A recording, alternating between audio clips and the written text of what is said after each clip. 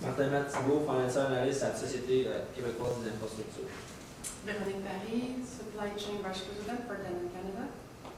Stephanie Mitterrand, Human Resources Vice President for Denver, Canada. Thank you.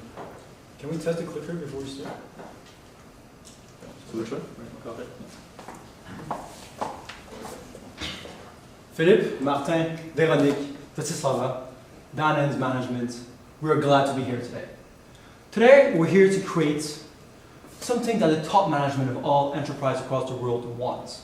What your shareholders have been asking for. What your stakeholders, community, employees are dreaming of. We are here to create what you want, value. So how do we create value, intrinsic and sustainable value for an enterprise? We believe there's 3 ingredients to the recipe that with the right dosage can lead to value creation. An understanding of the vision of the enterprise, an in-depth analysis and number crunching, and a good execution and action plan. Today we're here. Yesterday, some doors were closed to you. Today we're not only going to open them, we're going to take the hinges out, put them in your hands, and I'll help you build the next one, and another one, and another one. Christy, Peter, and myself, in 20 minutes today, will give you suggestions on your Kenyan expansion. If you follow your suggestion, we guarantee that not only will you create value, but you will maintain your main objective to promote people's health. Warren Buffett, the best investor in history, among the best business operators in the world, and our personal hero, once said, someone is lying in this shade today because a long time ago, someone else planted a tree. Today we're here to bring you the seed of that tree. And this is how we'll grow it together. So first we'll start with the current situation and we'll show you what we analyzed. Then we'll dive into what's important for you in this specific transaction. Then we'll do the quantitative and number crunching and give you our results and our assumptions. And then to finalize with our final recommendation as well as important risks and mitigants. We want to make sure you have every tool in hand today when we leave this meeting to do the right plan. So we know we're as excited as us to start this, so without further ado, let's start with Peter. Right, thank you, Philip. So before we dive into our recommendation, also that is supported by our in-depth financial analysis and also strategic review, we just like to set a framework in which we're going to think about the situation. So to rephrase, what the information that are presented to us is that Danone, with a strategic focus in expanding in African markets in different countries, it has chosen to focus in countries where the growth has been stunning, namely the emerging markets within South Africa, most likely because the growth of sales in other regions in the globe are sort of are less impressive than the one you're seeing in Africa. And within this entire continent, you have chosen to consider Kenya as one interesting expansion area we're going to decide to expand. But however, different options of expansion come up to you, and there are 2 that we're going to examine today. Also follow up with a few alternatives that we're thinking of. So the first one that we examined deeply was the greenfield investment. It's basically start out fresh in this new country, start a production plan, start a distribution plan, and start growing from there. And the second option that we considered was to start a production in a neighboring country and then import these products into Kenya and follow the import model that was presented. And the reason we're here and the things that we looked at mostly, first thing was to focus on the strategic fit into Kenya. Those expansion in Kenya makes sense, even though it sounds exciting and our growth numbers are astonishing. We're going to review those. We're also going to provide you with a comprehensive financial analysis of the 2 expansion options that we presented. And our major criteria are most focused on how our sales and net income are going to do within the next 5 years and in long term. How is our NPV of either expansion option going to look like in hard code numbers, and also think of what's the payback period of these 2 different investments and how their risk profile fluctuates given the different options we decide to pursue.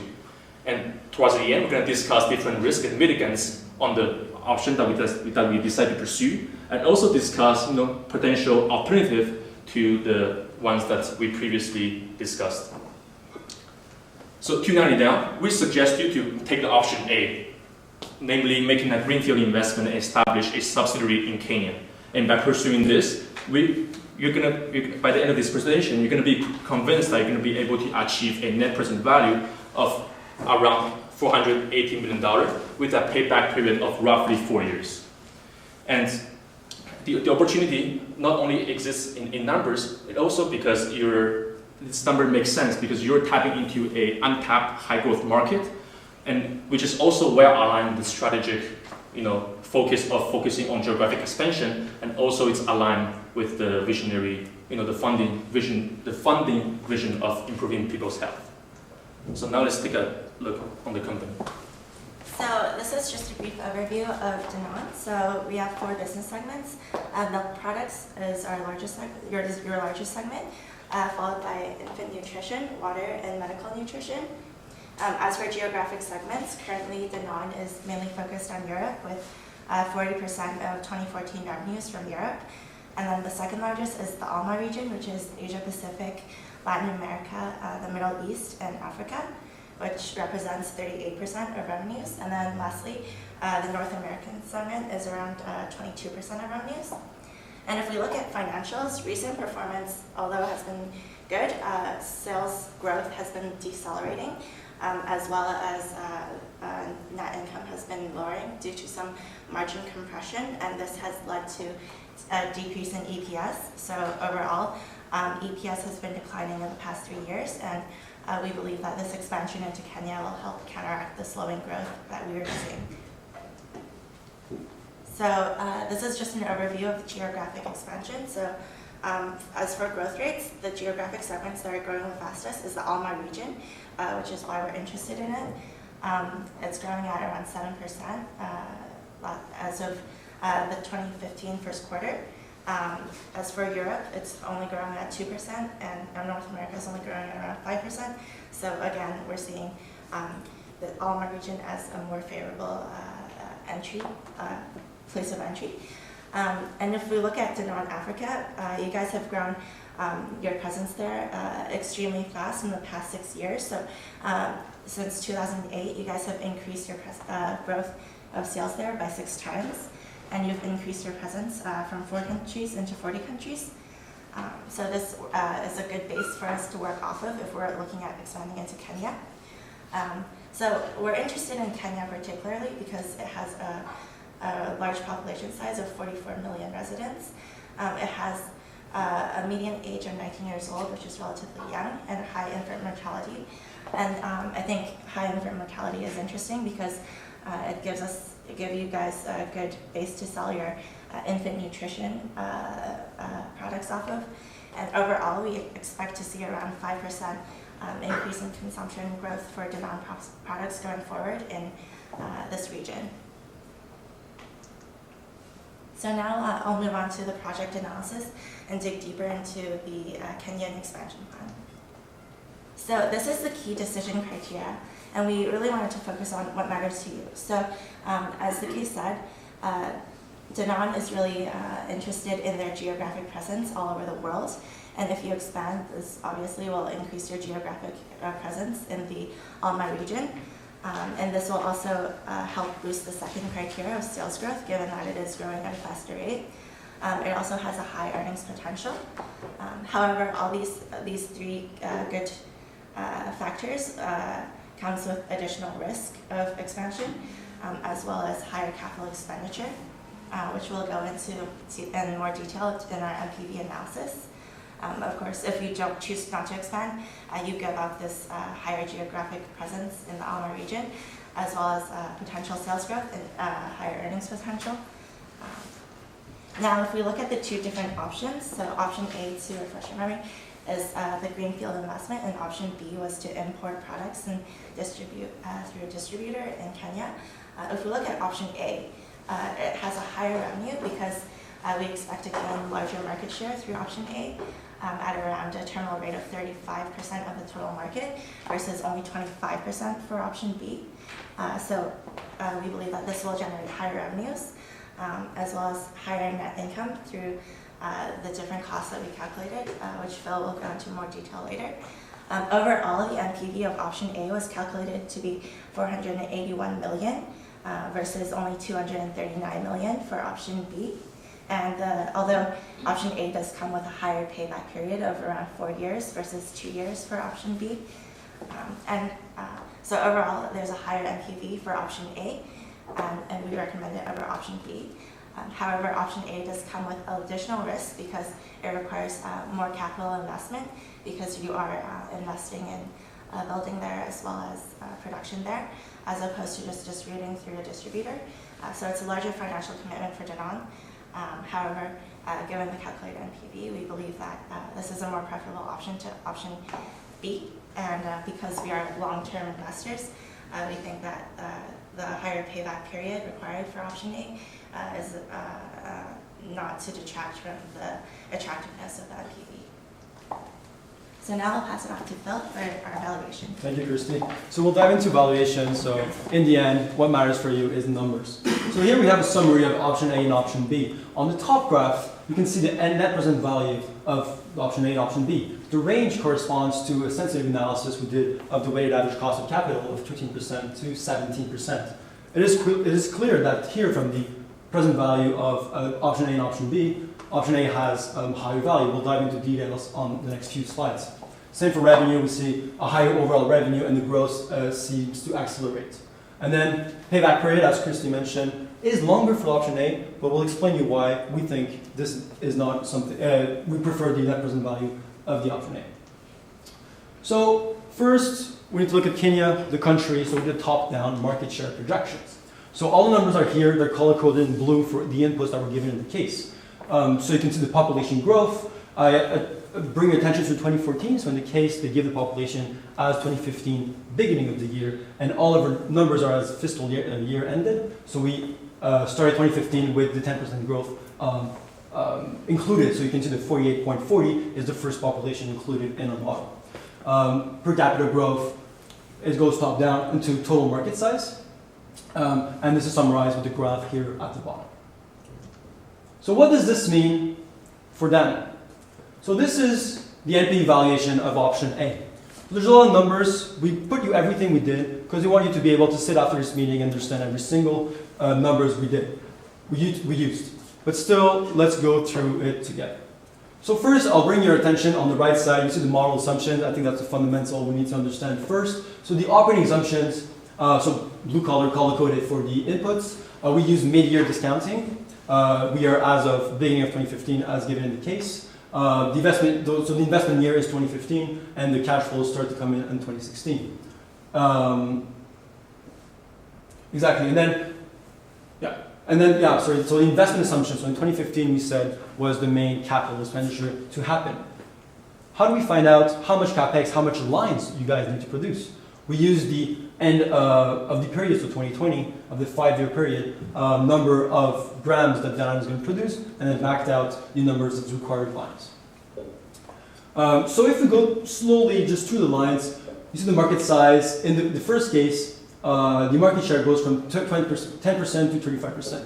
So we saw inconsistencies in the case, which said the market share would start at 10% in the first year of cash flows, which is 2015, grow by 5% per year for 5 years until 35%. Unfortunately, the math doesn't add up, so maybe there was a small typo here. So we believe the most important thing is to have the 35% market share in the last year, since there's more weight on the terminal value in the model and in all cash flow models. So this explains the market share evolution we had. Then the store price are given with the growth, etc. And then we go, so this is the revenue build. You can see the Danone total revenue in light gray, and then we go to the variable costs. So as we know, option A has the difference of having industrial costs. The assumption you can see is number of grams dollars per kilo, and just to make sure we're on the same line, everything is in local currency, and also throughout our presentation, sometimes dollar sign might appear, but it's a local currency. And then, so we find EBITDA. EBITDA here, as given in the case, corresponds to net income as defined by the case, which is net income minus variable costs. We then adjust for depreciation, which is depreciation of the building and of the new lines that are built. We follow by CapEx, so all the CapEx occurs in the first year, we assumed. So the line investment costs and the building costs. Cash tax is 0 because of 0% of tax used, and then we find unlevered free cash flow. We discounted the cash flow using a 15% WACC that was given in the case, and we use a perpetuity growth of 3%. So this gives us a net present value of option A of 481 million.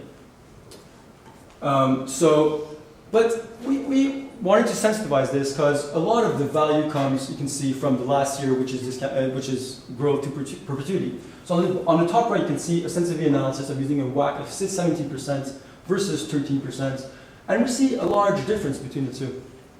That brings us to the point, so why option A and option B? I won't go through the same line, it's the same thing, the only difference is the industrial cost and the building. So what's the big difference between the two value? So what's important for you? A quick payback period?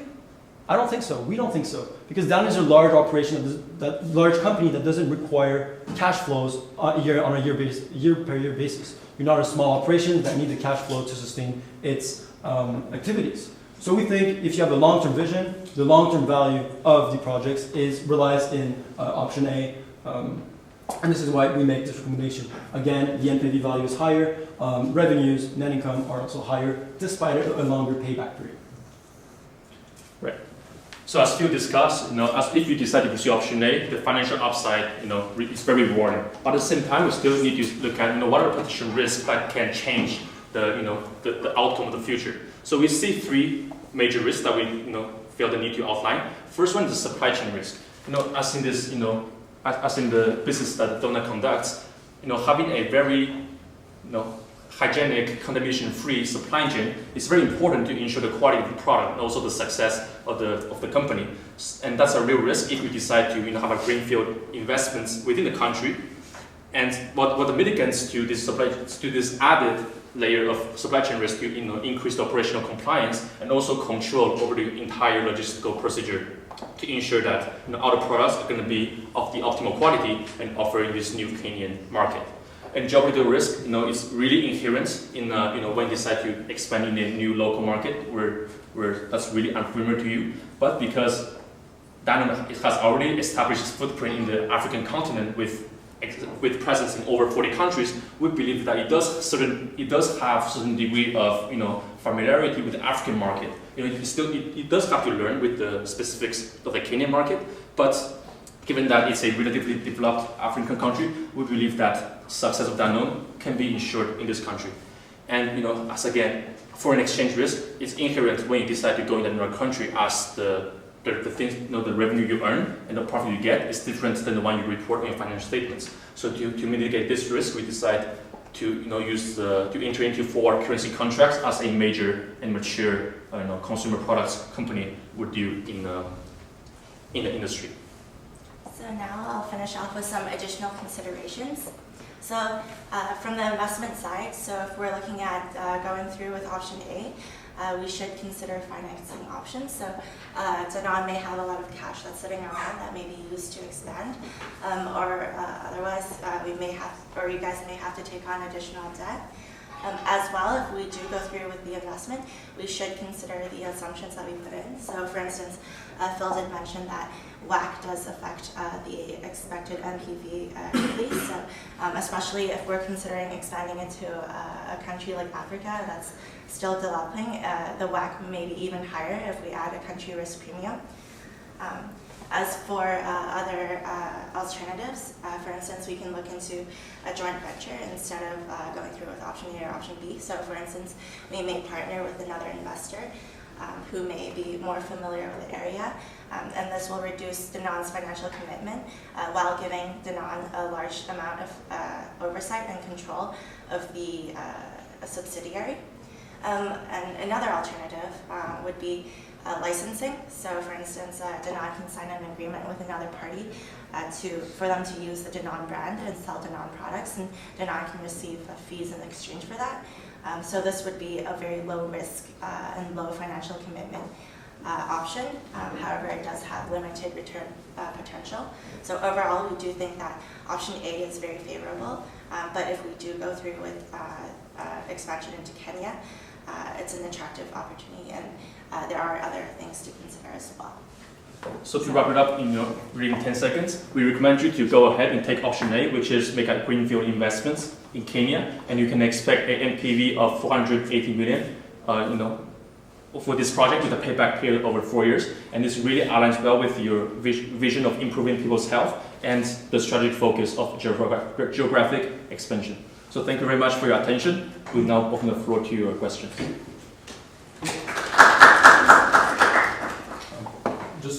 We have a bilingual group, so if you want to ask questions in French, on est content de prendre des questions en français. We'll try to speak English. Oh, that's good. Thank you, Peter, Philip, and Christy. Good, really good analysis. You did a very good job. I just have one question for you. So you mentioned it initially. You mentioned it at the end also. So I believe you say something about A being somewhat more risky than B. I don't think you actually, but you went close to modeling it in your analysis. But could you tell me how how this risk could have been taken into account in your analysis? The fact that you say going in is more risky than importing. Right. I can take this question. So to pinpoint the specific risk, first of all, increased logistics if you're going into another country, and the second risk is that unfamiliarity with the market. And how we can incorporate this within our model is really to increase the discount rate that we decided to use. And in the case we're given a fixed rate of 15%, but that's why we feel that both options, different risk, same WACC, doesn't really make too much sense to us. So that's why we decided to sensitize the WACC on the both options. And as you can see on the graph on top, even the lower end, a 17% WACC for option A, still yields a higher NPV than a 13% WACC for option B. So that's why we have a lot of conviction in choosing option A. And thank you for the question, but we thought of this different risks. If I may add to that, so that's totally true. It's a great answer. If we agree with the case that was given in case, maybe what we're looking for is a third option, which would be option A, but having a capex over several years, which would reduce the risk of a one-time investment. I have one question, which is not so much on financial analysis. You are in the middle of your first year. You just basically finished the building of your option A, of the plant or whatever, and then you have all of a sudden a major unexpected event, which is the then biggest competitor coming to the country and acquire a local player. So it starts giving you a bigger risk that you didn't foresee, which is your market share can be really threatened by this. What would be your action or your recommendation to us, Dana, as a company? What we should do? The plant is already there. You invested in this first year, and then.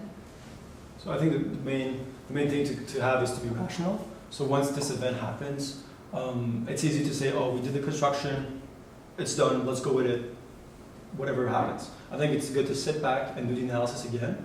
What happens if market share is actually 5%, 10% lower than what we estimated? Is this still profitable? If it's a loss, sometimes it's tough, but we need to wipe out our loss and go elsewhere. The second option would be, depends on who the competitor is, perhaps do a joint venture with them, or even sell the buildings you built. They're entering, you've built already the facility, you can sell them perhaps at a discount than your cost you had, but at least it reduces the initial investment you made. In your key decision criteria, you never talked about the quality of the human resources available in Kenya. You're right. So when we went through the case, it came to our mind about having talents going to a new market. But we thought, given that we already have presence in over 40 African countries, we'll be able to locate some talent, have a familiarity with the local market, but also recruit some local talent in Kenya. That was a consideration we had, but it is still sort of in our mind minor as a first financial analysis in this case. So that's why we did not decide to list them there, but it's still, of course, one thing that we thought of.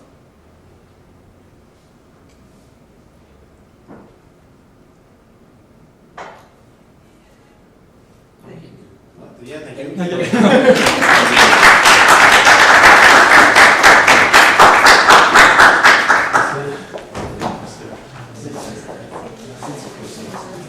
you.